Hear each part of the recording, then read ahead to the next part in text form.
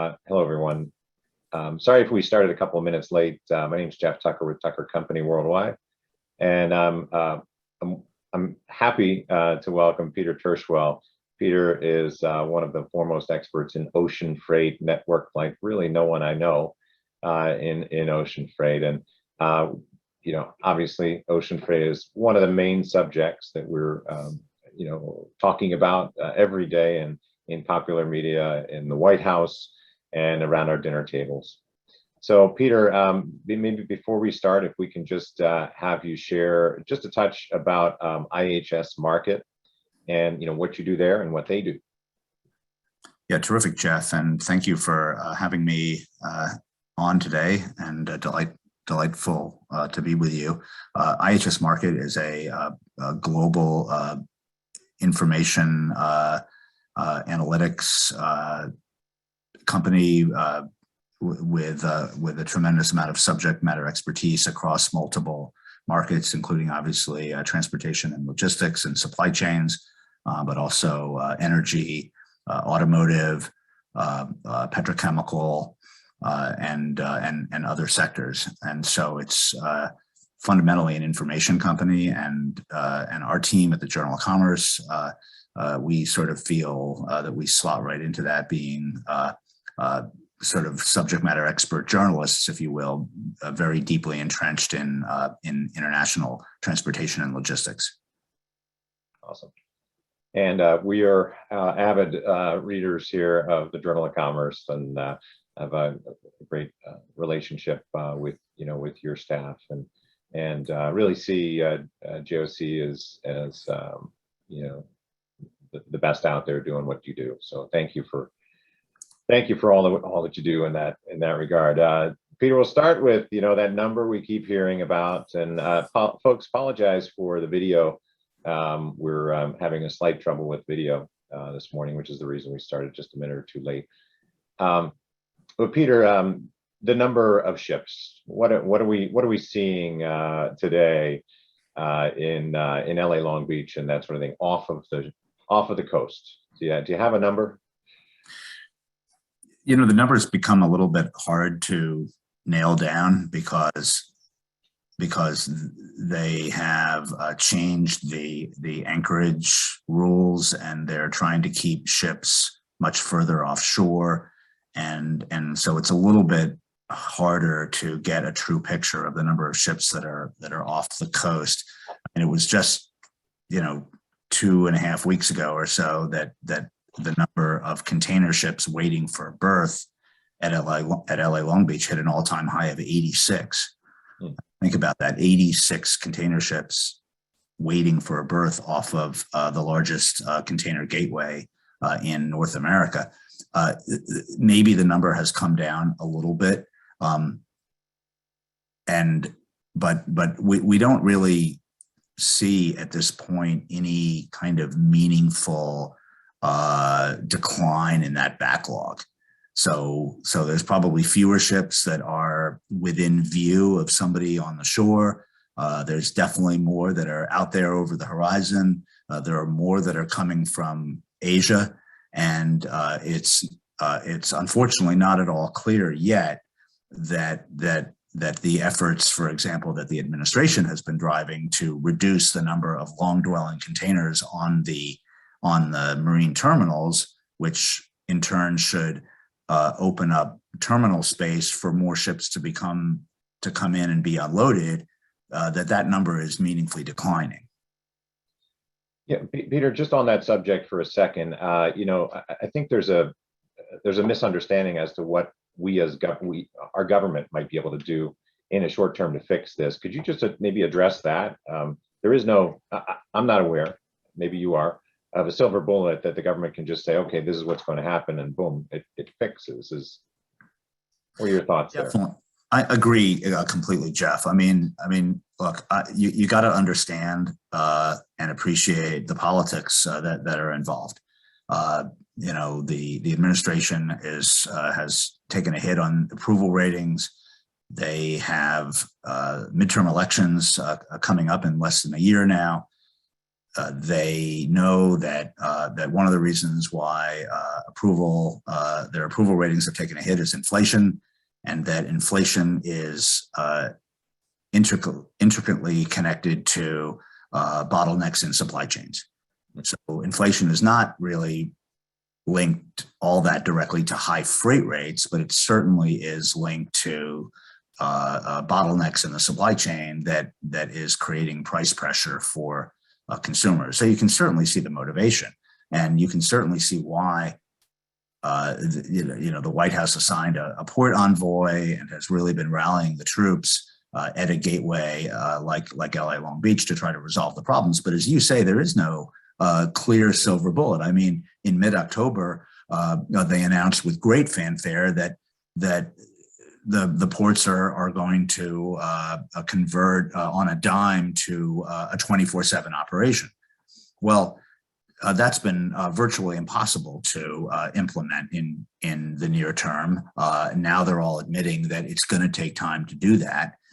The latest, more aggressive plan was to clear long dwelling containers from the docks, because retailers and other importers have long used the marine terminals for the purpose of storage for merchandise that they don't need yet, but because of a overall environment of overcapacity and the customers being in the driver's seat in their relationships to ocean carriers, they were able to obtain very favorable terms for how long you can keep a container on the terminal without being charged for it. Well, a lot of those contractual terms remained in place, and as a result, a lot of containers were sitting on the terminal for a lot longer than they needed to be. So the administration, combined with the ports of LA and Long Beach, has clamped down on that. They have brought the number of long dwelling containers down fairly significantly. As a result, the ports have delayed, I think 3 times by now, the imposition of that fee because of the progress that was made. But it's only one juncture in a long, multifaceted supply chain that is being improved upon. I mean, the distribution centers need to be able to handle more capacity. There needs to be a fewer sort of unpredictable shocks to the system that we've seen repeatedly over the course of the past year. So it's really a little bit of I would say a conclusion that is not really able to be made at this point, that the situation across the entire supply chain is improving. Yeah. So it sounds as if, well, let me ask. There's, people ask me about what's happening, at least with regard to land transportation, which is my area. I talk a little bit about the huge infusion of cash from both the Trump administration and continuing into Biden. Then of course the economy was shut down briefly, and supply chains were in some cases torn apart as a result of that. And then trying to get all of that up and going. I mean, what do you see?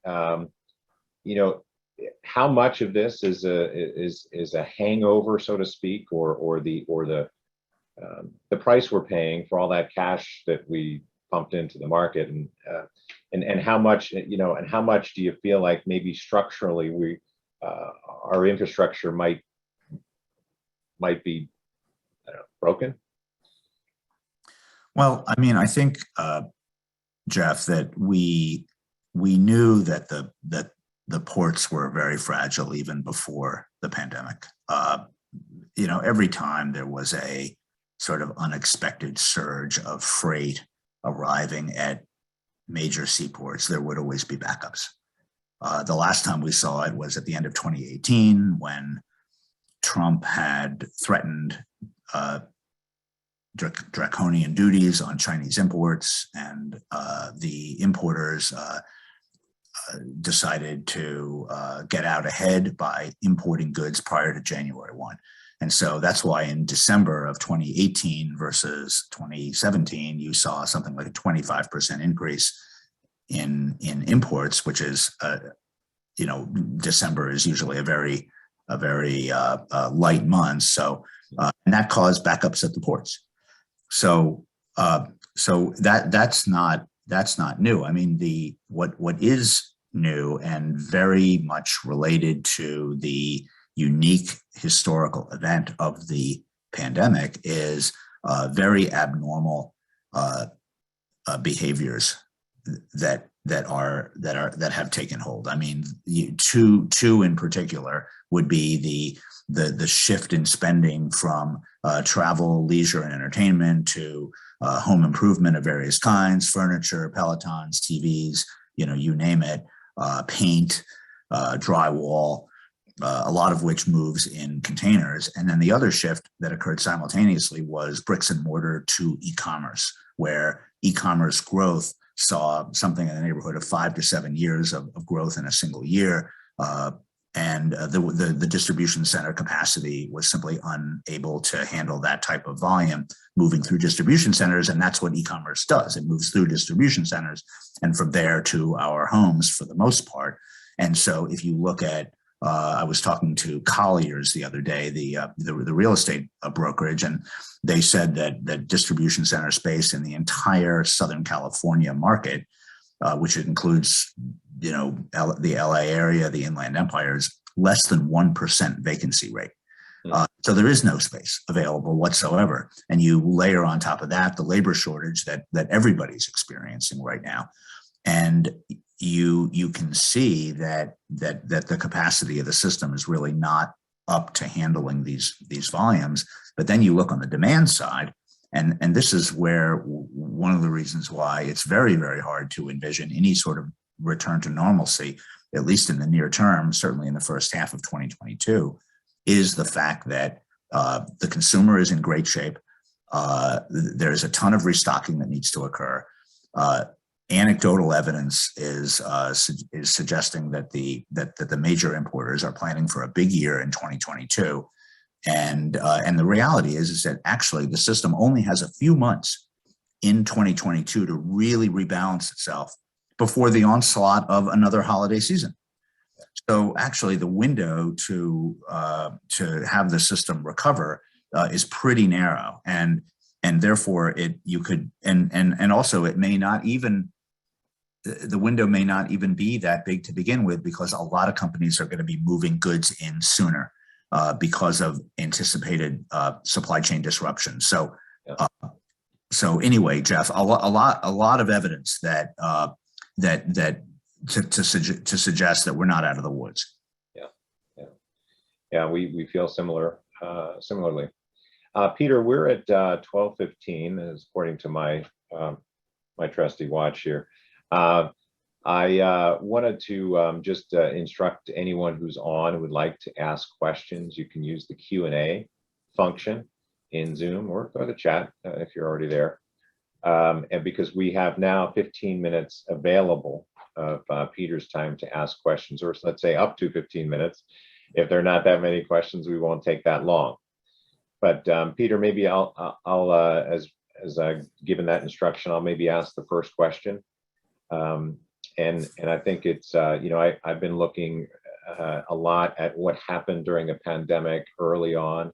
We were very lucky to get PPE sent to us,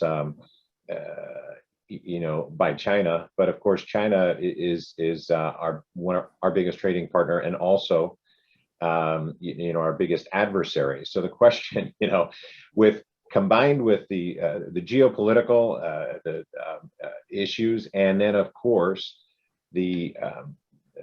as you put it, the chronic port shortages when there's a disruption, might this bring some manufacturing back to Central America, North America, South America, somewhere a little closer? I'm very skeptical about that, Jeff. Over the past 15 years, there's been plenty of evidence of growing supply chain risk. Now, of course, the realization of supply chain risk has taken hold in a much greater way just since the onset of the pandemic. But any of the forewarning of supply chain risks that might have occurred in the past 15 years did not cause any significant relocation of manufacturing to the Americas. So we took a look at our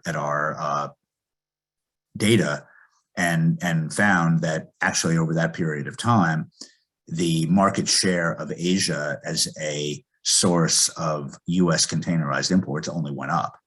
So the market share of the Americas, including Caribbean, Central America, South America, from a containerized imports point of view, went down slightly. So there's been no swing whatsoever, and the issue is that there's no greater supply chain challenge that any company faces than relocating manufacturing, and to the extent that manufacturing has been relocated, it's been out of China and into Southeast Asia. And in that case, there has been a fairly meaningful shift. And that's the reason why you're now seeing more Suez routings into the East Coast, because the sort of catchment area for that cargo includes the Indian subcontinent and includes South Asia. So, but in terms of like significant reshoring to the United States or to the Americas, I don't personally think that we're going to see a great deal of that. Okay, thank you, Peter. We have a question from Ron Coppola. Why are the empty containers posing a problem at the port of LA Long Beach? I read that they are now putting them in streets because terminals are overflowing. So that's correct, and the empty container issue is one of the big problems that continues to exist. So the difficulty of getting empty containers out of the country, reloaded and sent back to Asia is because the terminals are so congested. So the reason why you have ships waiting outside the ports is because there's no room on the terminals. And if there's no room on the terminals, not only is it difficult to move cargo out of the terminal and on its way to a distribution center, it's similarly difficult to move empties into the terminal through that congested logjam and then onto a ship and then out. And the further problem that has created is that empty containers typically sit on chassis, and there is an acute chassis shortage in the United States overall, and in particular in LA Long Beach, where actually a lot of chassis have been relocated from other port areas or inland port areas in the country. And probably the biggest reason why there's a capacity shortage in chassis is that in our infinite wisdom, we imposed 40% countervailing duties on Chinese chassis imports in May of this year, because China is the overwhelmingly dominant manufacturer of chassis. By July, no chassis were being brought into the United States at all. And now some chassis are being built because some of those Chinese manufacturers themselves have set up manufacturing plants elsewhere in Asia to avoid the duties. Domestic manufacturers are beginning to ramp up, but they're unable to meet the demand. And that's why over the past 2 years, you've seen containerized imports jump 21% versus, say year to date October versus 2019. So we're seeing 20% increase, and yet this year the increase in the chassis fleet is going to be 1 or 2%, and that's it.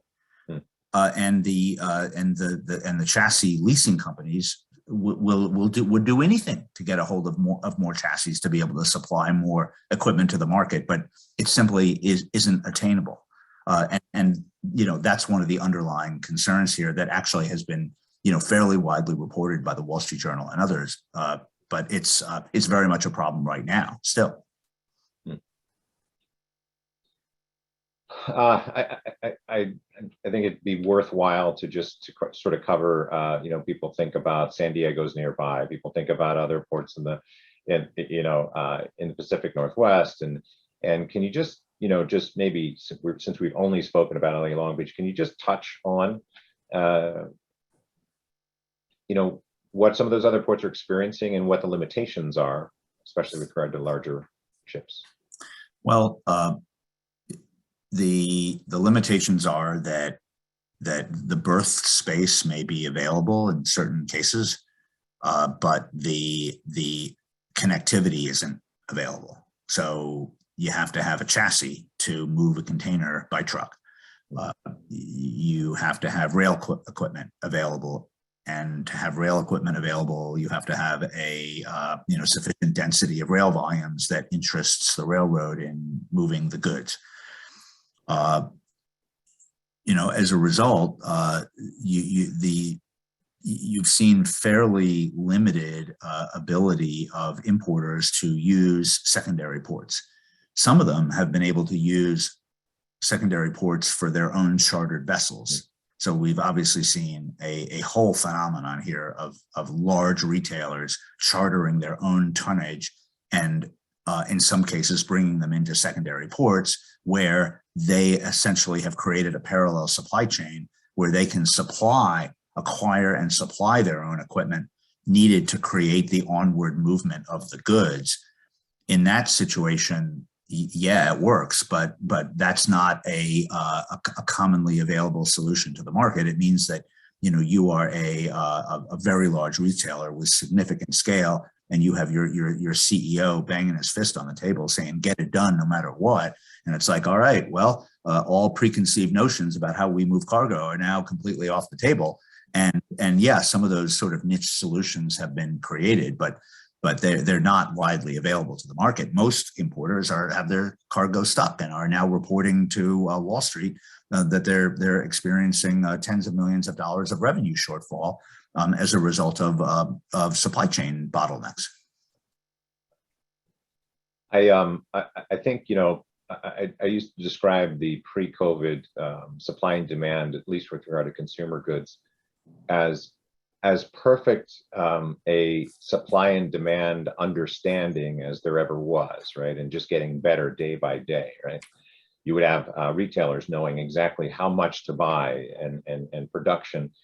And when that got disrupted and things changed as dramatically as you've outlined, from to the Pelotons and everything else that we're buying, I mean, that the change is just extraordinary, and it's really hard, and I've been in this business 30 years, and I know you as well. It's hard to wrap your head around the changes at every single level within trucking, within contracts within trucking, right? Within everything you've discussed, and then the manufacturing to supply, and then the manufacturing to supply those suppliers, and it's extraordinary, this change that we're going through. It's nothing like this world's ever seen. We've got 3 questions I just see came. Would it be possible to petition the Secretary of Transportation to involve the Defense Production Act to manufacture chassis in the U.S.? Well, chassis are being manufactured in the U.S. It was actually the domestic manufacturers who instigated the anti-dumping investigation that led to the imposition of the additional tariffs, which then dried up the supply. So they are manufacturing. The issue that the overall market would have is that there aren't enough of them, and that they're not scaling up. They're not able to scale up as quickly as the market needs. Yeah. So therefore, I would imagine, and I believe that as many domestic chassis as can be produced in the domestic market are being produced today.